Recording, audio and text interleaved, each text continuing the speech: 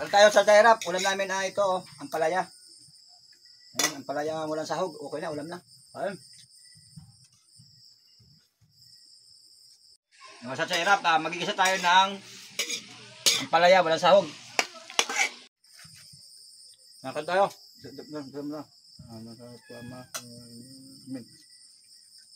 Ayan po. Ayan tayo mga sa Tairap. Ulam namin ay gising nga ang palaya walang sahog. Sahog po yan. Dalawa kami pansahog. Ito itanim namin to na ang palaya. Gisa na namin sa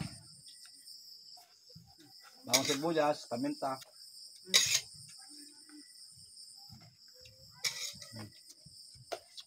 Natuloy lang po yan. Walang sahog po yan. Ayan po tayo. Ito sa Iraq.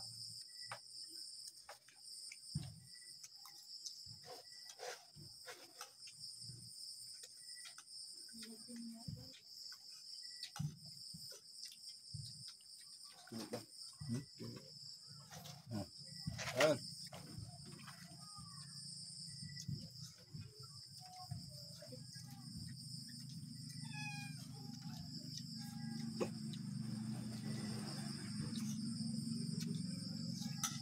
Tubig.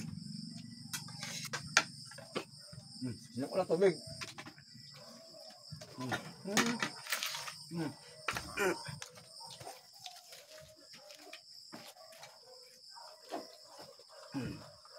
Nababaliw ka na.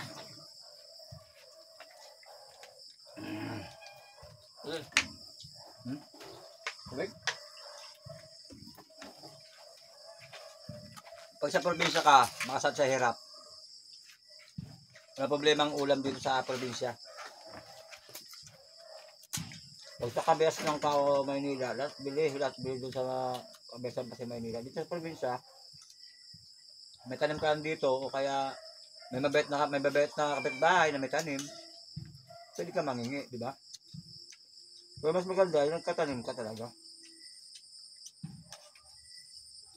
Kahit walang sahog, okay na. At saka naranasan din namin na tumira kami sa ilalim ng tulay. Nasasabi na mabuti may kinakain kami. Kaya nga po kami lumusot sa Maynila, ay sa probinsya, sa Quezon. Kasi po, ang hirap po ng buhay sa Maynila, lahat po bili. Dito po, makipag-ani ka lang, may palay ka na, may bigas ka na. Magtanim ka lang, o kaya punta ka sa bukid, sa bundok, may ka lang gulay, may ulamin ka na. Kahit saging, na walang kanin, saging lang, kamuting kahoy. Kaya laking bagay sa pagsapunin sa kalakatira. Number 1 nun.